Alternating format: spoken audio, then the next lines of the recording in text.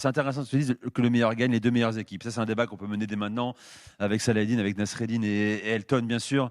Euh, Est-ce qu'on a la finale de rêve finalement? Le Maroc-Sénégal faisait partie du chapeau 1, des 3-4 gros favoris de la Coupe d'Afrique des Nations. Ça se passe quasiment naturellement pour ces deux sélections. Et surtout, je vais ajouter une chose, c'est qu'on a deux sélections qui sont récompensées par le jeu qu'elles ont produit également. Alors, quelques mauvaises langues diront, et elles ont peut-être raison aussi parfois, que c'est pas non plus spectaculaire, exceptionnel, face à des blocs très bas comme l'Égypte dans le cas du Sénégal et le Nigeria dans le cas du Maroc. Mais est-ce que tu penses, sur Saline, qu'on a les deux sélections qui sont celles qui ont produit plus de jeux dans cette Coupe d'Afrique des Nations, en finale? Plus de jeux, je sais pas, parce que le Nigeria, avant son non-match hier, Ouais. ils ont quand même assez été efficaces. Mais je pense que ça récompense une certaine régularité, une certaine constance.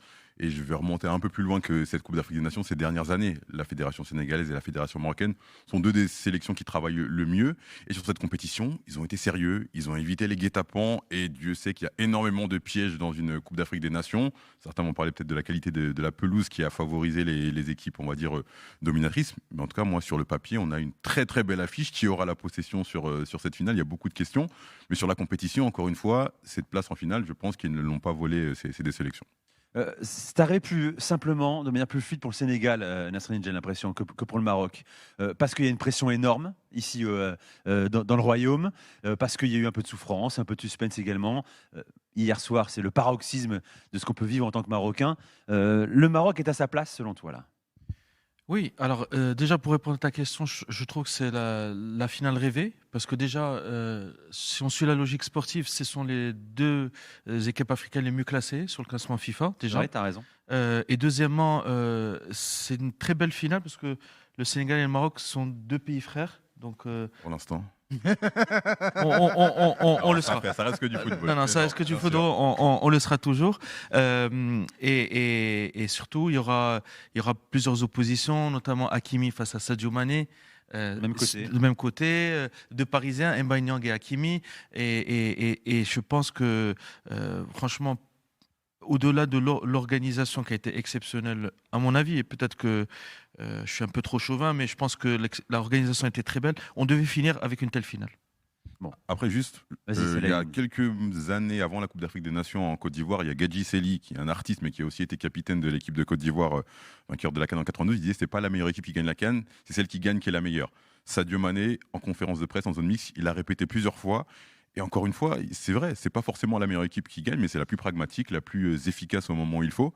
Et pour le coup, pour les détracteurs, on a en tout cas les équipes qui ont été les plus efficaces et les plus sérieuses dans les moments où il fallait. Elton, bonne nouvelle pour le football africain également, de retrouver le Maroc et le Sénégal en finale. C'est une bonne nouvelle parce que ça récompense le travail sur le court, moyen, long terme. Parce que quand on parle du Sénégal et quand on parle du Maroc, il y a des dénominateurs communs. Le travail fédéral qui a un aboutissement. Enfin, un aboutissement, je ne suis pas sûr que ça soit l'aboutissement en dimanche. Ça sera surtout une continuité par rapport à tout ce qu'ils font sur ces dernières années.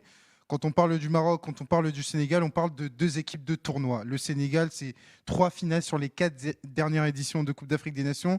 Le Maroc, c'est une équipe totalement décomplexée depuis 2022 et ce passage en demi-finale. Et pourquoi je parle d'équipe de tournoi? On parle de deux équipes qui ont eu des réalités notamment différentes, mais des réalités qui auraient pu être difficiles sur cette Coupe d'Afrique des Nations. Le Maroc, les blessures, Hakimi, Saïs, Ounahi, ils ont toujours trouvé des moyens de rester compétitifs. Et le Sénégal, ils ont eu à un moment donné Koulibaly qui a été absent.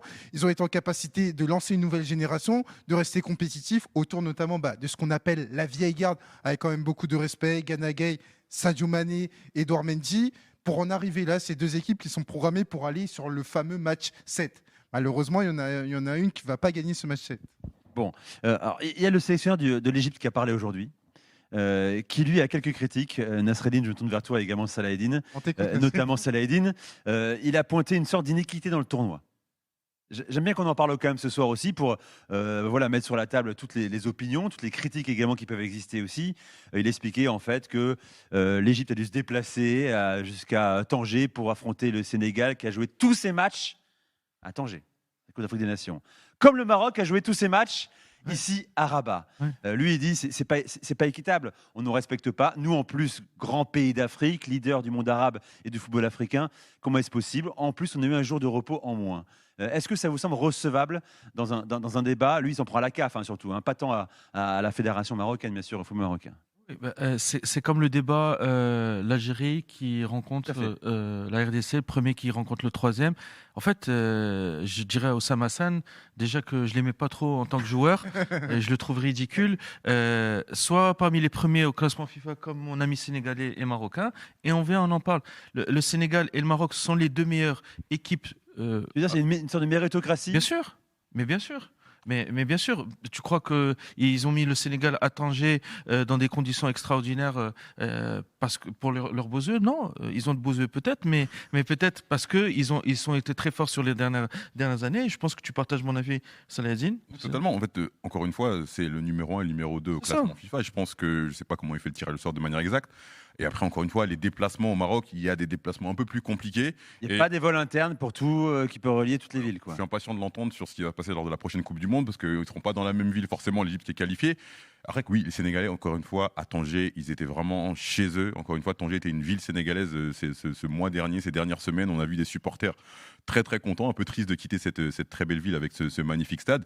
Et encore une fois, ils se plaignent, ils trouvent des excuses, mais je pense après ce non-match des Pharaons, ils devraient trouver peut-être un peu d'autres excuses que ce calendrier, ce fameux jour de repos en moins. Non, mais en fait, l'histoire du sélectionneur, c'est qu'il déplace le débat. Il déplace le débat sur le fait que sur le terrain, son équipe a été hors sujet à certains moments sur la rencontre contre le Sénégal. On parle d'une équipe qui a été dominée. Et moi, j'aurais aimé de la cohérence. Nico, ça veut dire quoi de la cohérence? Aurait voulu qu'après le quart de finale que tu as gagné contre la Côte d'Ivoire, tu arrives en conférence de presse et t'expliques que la Côte d'Ivoire a été visée avec un jour de repos en moins et a dû se déplacer jusqu'à Agadir. Et a dû se déplacer à Agadir, qui se trouve était pendant un mois le fief de l'Égypte. Mais malheureusement, et peut-être que je l'ai oublié, je ne l'ai pas entendu parler. Parce que c'est très facile de parler après une défaite, c'est très facile parce qu'on sait comment ça va se passer. Il va rentrer au Caire, il va être critiqué. Mais là, en fait, il veut déplacer le débat, en fait, dire tout le monde en veut à l'Égypte, de la même manière que tout le monde n'en voulait pas à l'Égypte après ce quart de finale où ils étaient dans les meilleures conditions. Donc à un moment donné, stop les excuses faciles. Bon, on va faire une première pause. Il y a un applaudissement isolé, mais quand même à 2-3 applaudissements. Bravo pour les supporters marocains et sénégalais. Il faut qu'on raconte aussi ce qui lie le Sénégal au Maroc également, historiquement, politiquement, culturellement également, car ça va nous accompagner jusqu'à la finale dimanche à 20h ici à Rabat.